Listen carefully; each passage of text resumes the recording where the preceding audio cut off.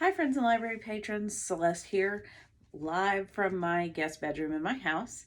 And I just wanted to share with you a new video series that I'm going to be doing probably every other month called Organized Words and Sounds. And I call it that because books are words that are organized in a way that are interesting or informative, and music is sounds that are organized in a way that are pleasing to the ear.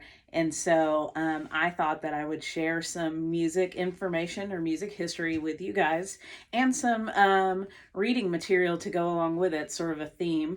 And today I thought, since it is my very first video, that I would talk about one of my favorite bands, the Grateful Dead.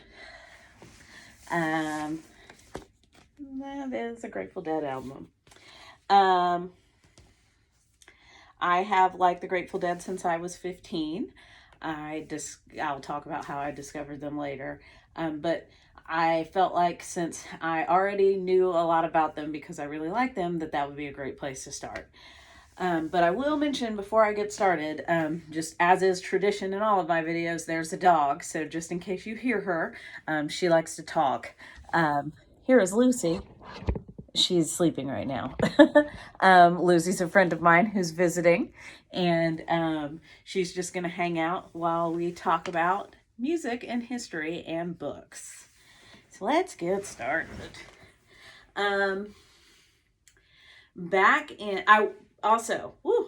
Before all of that, just to mention, there is in this story mention of drinking and drugs and people passing away.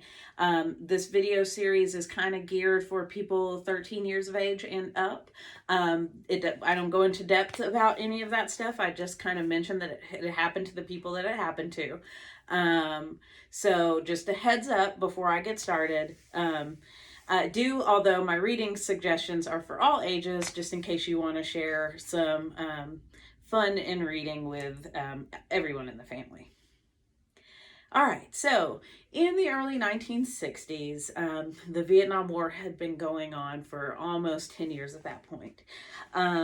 Because of the Vietnam War, people began to get kind of exhausted and tired of seeing our soldiers get hurt, and just tired of all of the problems that come along with being at war.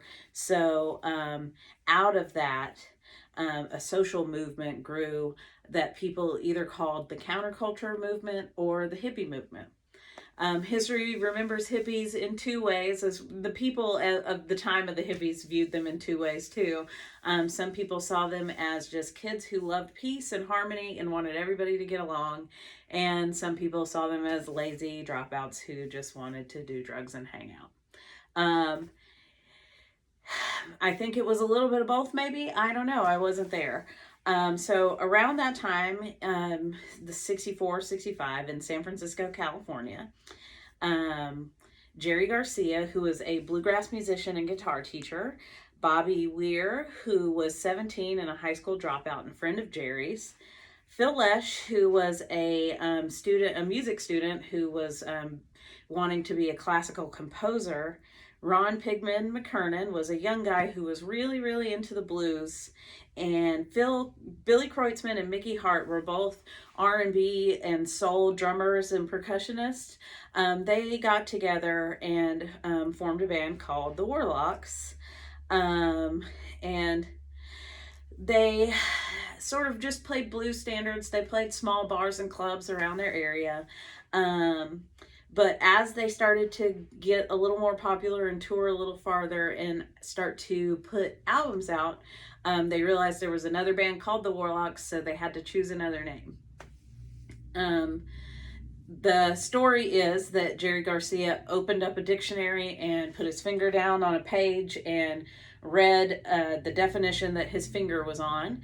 And his finger was on the definition for a term, Grateful Dead.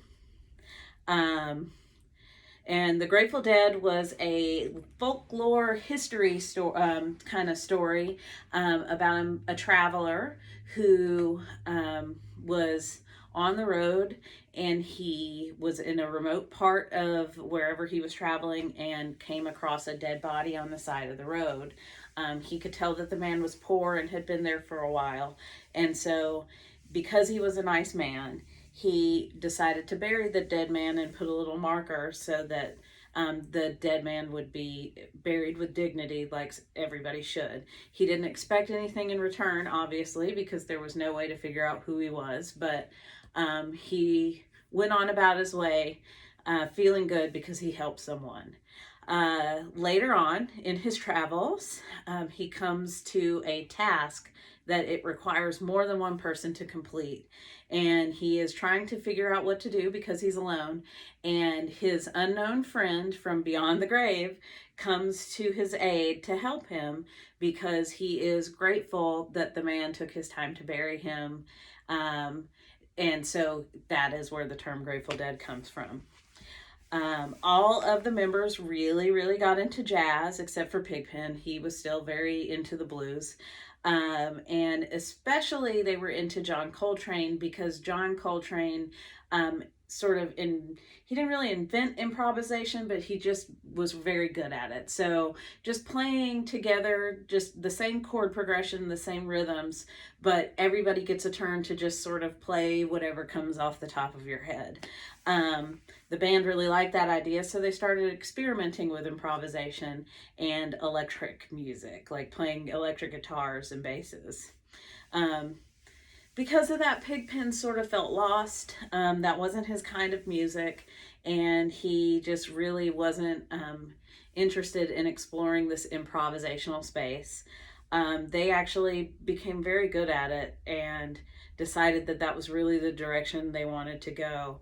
That really made Pigpen fall into a deep depression. He was already an alcoholic, and it made him drink more.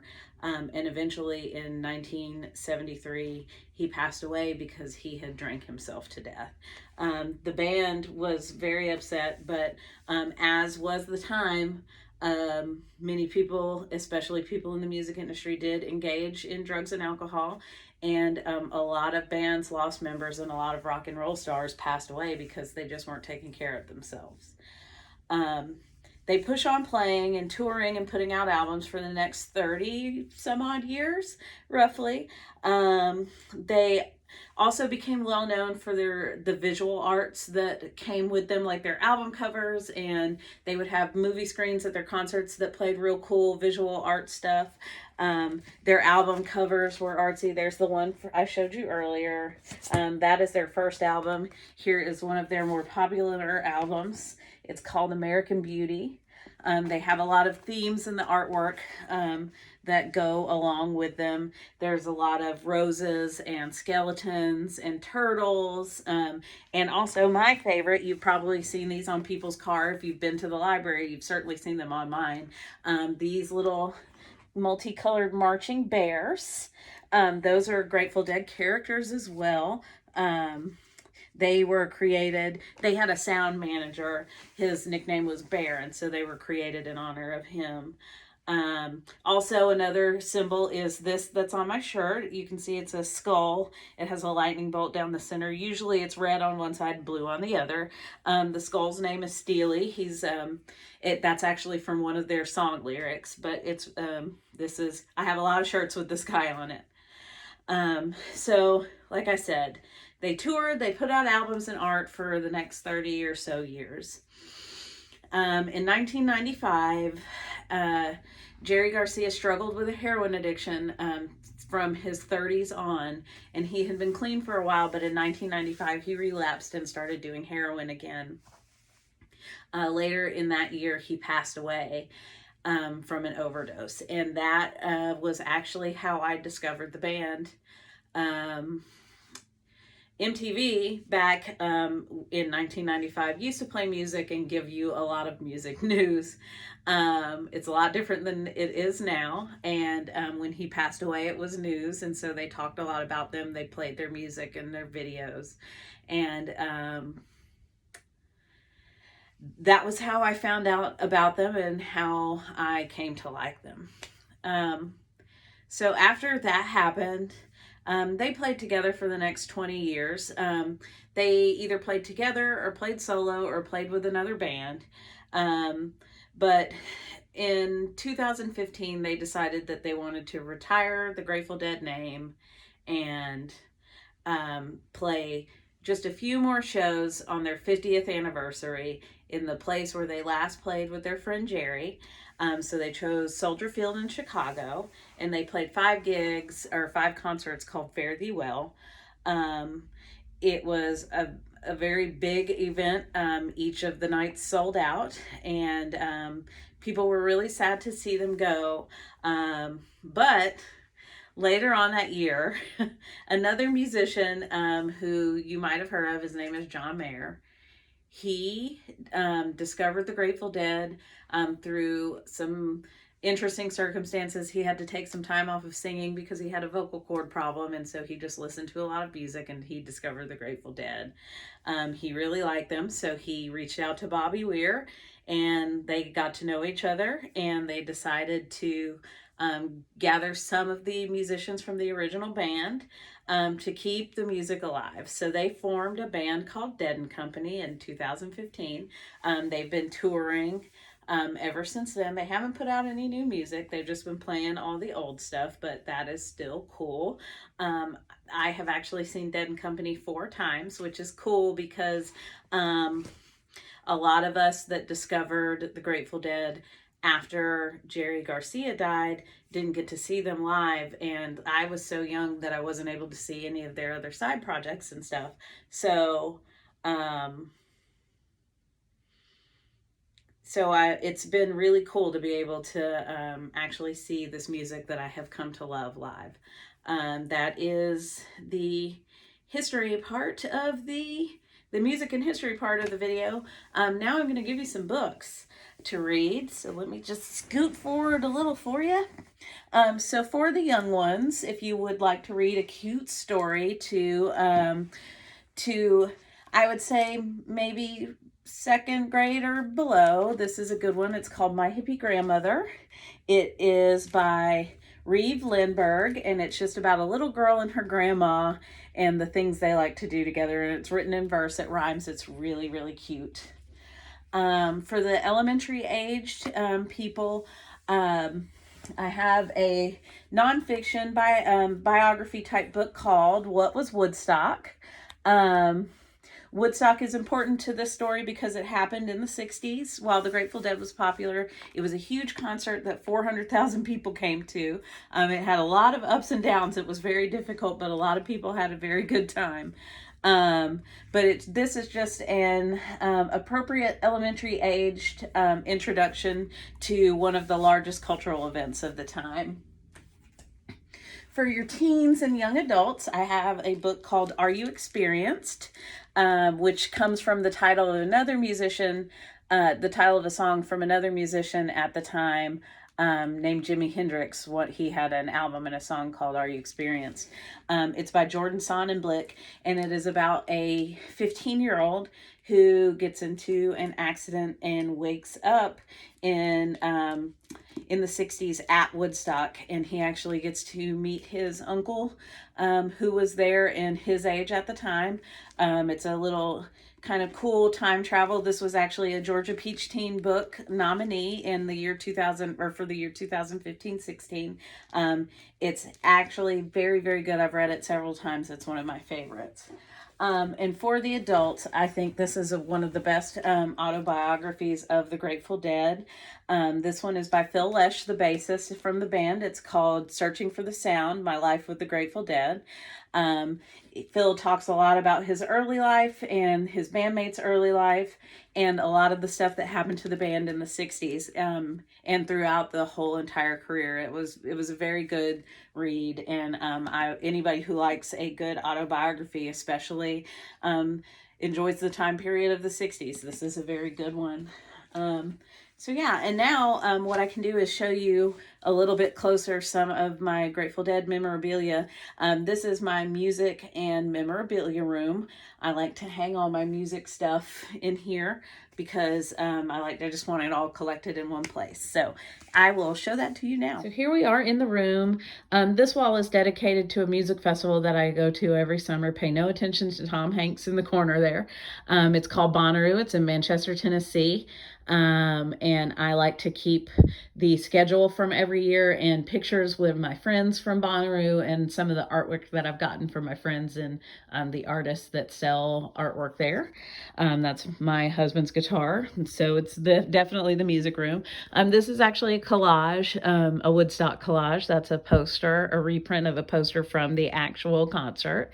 And then I also have an official ticket that was given to me as a gift. Very cool. And here is my Grateful Dead wall. This is a poster that I've had since I was 16. It was given to me as a birthday present. It is from the tour the year that Jerry Garcia passed away. So this tour actually never happened. It's limited edition. It's signed and numbered. That is a VIP card that I got at a concert that I went to. There are my pins from all the times that I've seen them, and there's just some I've been given as gifts. And this is a reproduction poster from a concert that they did at Madison Square Garden. This is a holographic ticket stub that I got. There we go. We can make a change from a concert that I went to see them. And if you remember those bears, one of their other characters is a terrapin, either playing a banjo or a tambourine. My friend for my birthday drew my dogs, Boz and Tater Tot, as the dancing bears for the Grateful Dead. All right, so that's it for the first edition of Organized Words and Sounds. I will probably be back in, not next month, but the month after with some more history, music, and book information for you. If you have any suggestions about types of music that you'd like me to cover, feel free to comment on this video or send us a message on Facebook to let us know. You can also just suggest some to me while you're in the library. When I'm there. I'd love to hear what you think about the video and if you thought it was interesting. So also be sure to let us know either on Facebook in the comments or send us a message. And thanks for watching. See you soon, and stay safe and healthy.